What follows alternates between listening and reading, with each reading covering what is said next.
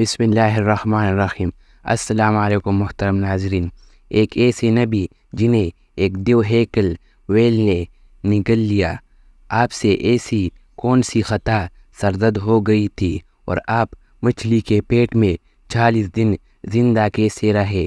اس video میں ہم اس ہستی کے متعلق جانیں گے جن کا واقعہ قرآن مجید میں یونس اور تورات میں جونا کے نام سے آیا ہے۔ تاریخ میں اشوری قوم ایک عظیم اور طاقتور قوم کی حیثیت سے جانی جاتی ہے، جس کا دارالحکومت اشور تھا۔ اشوری دراصل بنی اسرائیل کے نسل سے تعلق رکھتے ہیں، جو بخت نصر کے حملے کے بعد غلام بنا کر بابل اور عراق لائے گئے تھے۔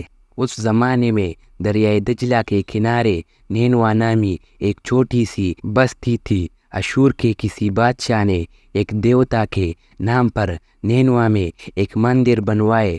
رفتہ رفتہ دوسرے بادشاہوں نے بھی مندر اور عمارتیں بنانا شروع کر دی، اور ایک ایسا دور آیا کہ یہ چھوٹا سا علاقہ سلطنت اشوریہ کے عظیم الشان دارالسلطنت میں تبدیل ہو گیا۔ نینوا شہر کے بیچوں بیچ مندر اور شاہی محل تھے، جہاں سے اشوریوں کا بادشاہ پوری سلطنت پر حکومت کرتا تھا اور اونچے تخت پر بیٹھ کر بازاروں، گلیوں اور تفریح گاہوں کا نظارہ کیا کرتا۔ اشور کے مغربی علاقے میں لہلہاتے کھیت تھے، پورا شہر درختوں اور باغات سے سرسبز و شاداب تھا۔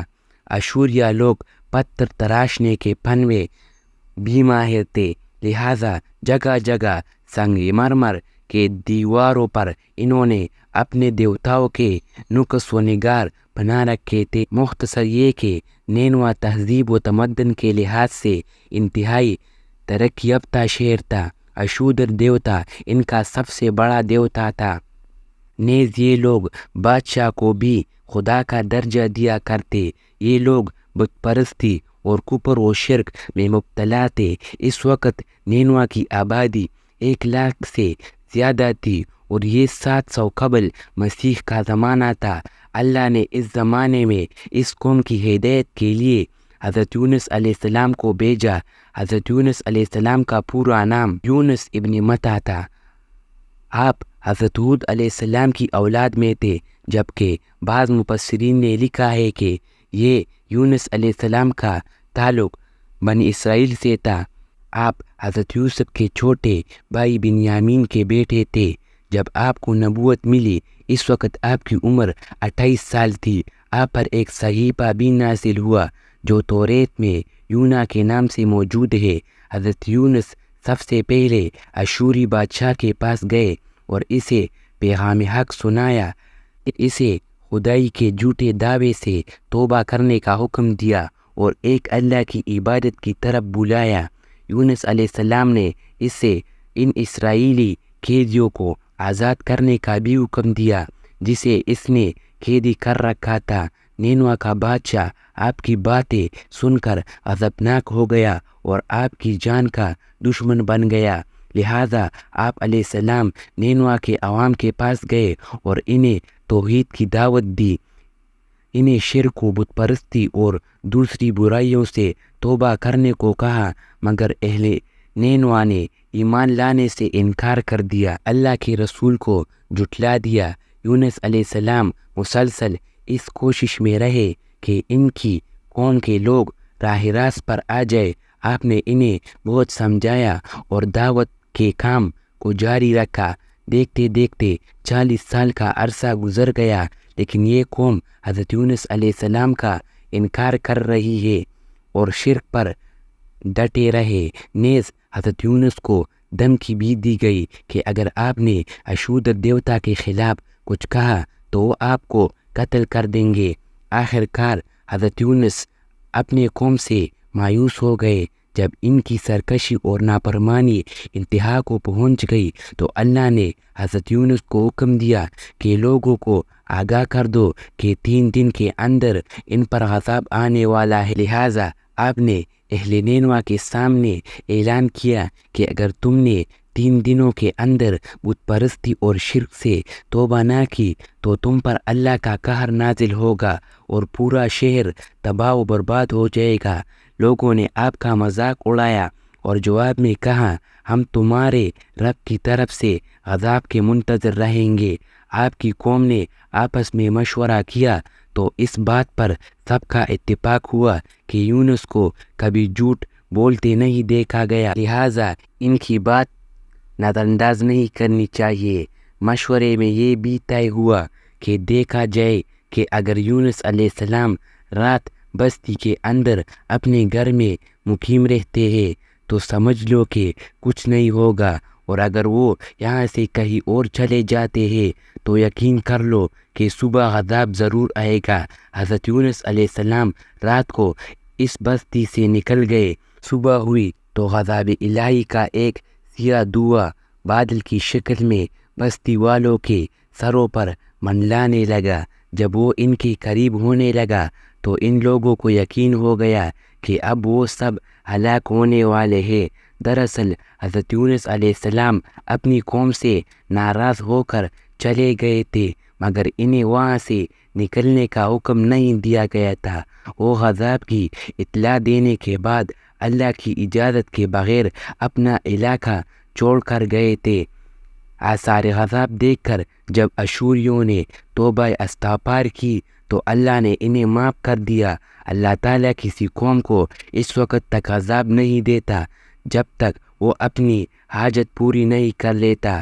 بس جب یونس علیہ السلام نے اس قوم میں مہلت کے آخری لمحے تک نصیحت کا سلسلہ جاری نہیں رکھا اور اللہ کے مقرر کردہ وقت سے پہلے وہ خود ہی ہجرت کر گئے تو اللہ کے انصاف نے اس قوم کو عذاب دینا گوارا نہیں کیا اور انہیں معاف کر دیا گیا۔ جب حضرت یونس علیہ السلام فرات کے کنارے پہنچ گئے تو ایک کشتی کو مسافروں سے بھرا ہوا پایا۔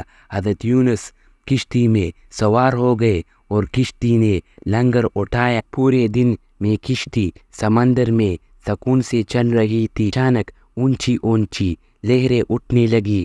لوگوں نے اپنا ساز و سامان سمندر میں پھینک دیا کہ کشتی کا بوجھ کم ہو جائے، لیکن کشتی کا بوجھ پھر بھی کم نہ ہوا۔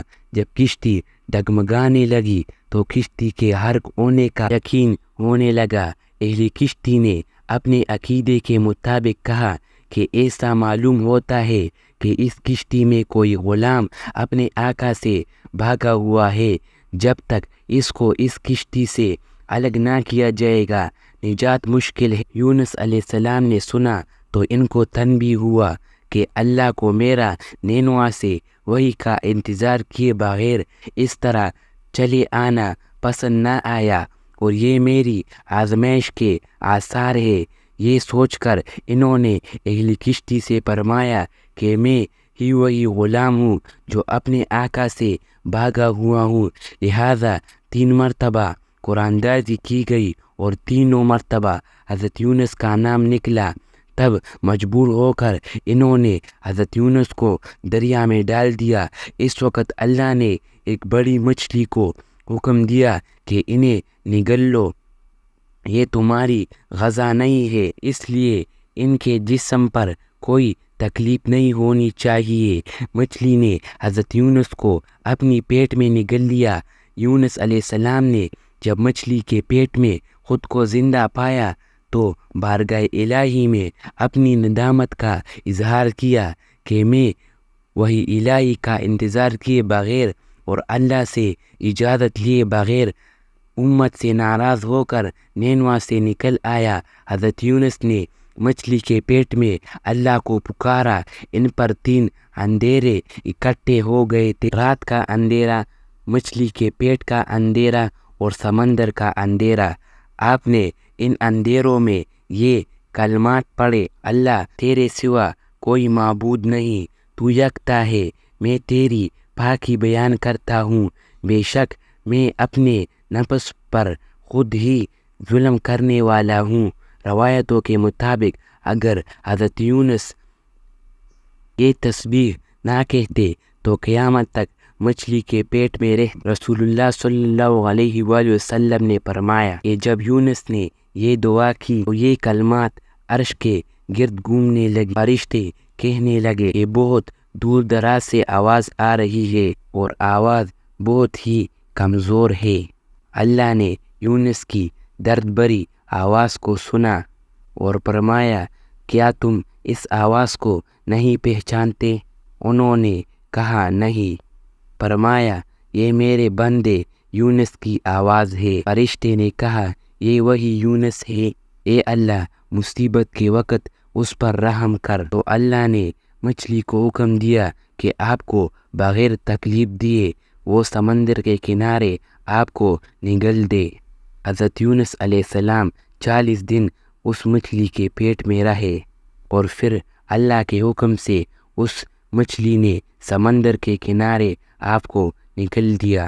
مچھلی کے پیٹ میں رہنے سے آپ کا جسم ایسا ہو گیا تھا کہ پرندے کا پیدا ہوا بچہ، جس کا جسم نرم ہوتا ہے اور جسم پر بال بھی نہیں تھے۔ حضرت یونس علیہ السلام کو بہت ہی کمزور حالت میں خشکی پر ڈال دیا گیا تھا۔ اس کے بعد اللہ نے سمندر کے کنارے پر ایک بیلدار درخت اگایا۔ روایتوں کے مطابق وہ کدو کا پودا تھا جس کے ذریعے حضرت یونس علیہ السلام کو سایہ مل گیا۔ اس کے علاوہ اللہ نے ایک جنگلی بکری بھیج دی جو زمین کی گھاس کھاتی اور صبح و شام آپ کو دودھ پلاتی یہاں تک کہ آپ تندرست ہو گئے۔ حضرت یونس درخت کے اس سائے پر چوپڑی لگا کر رہنے لگے۔ یونس علیہ السلام کی قوم یونس علیہ السلام کو تلاش کرنے اس سیل کے کنارے پہنچ گئی اور انہوں نے آپ کو دیکھ لیا۔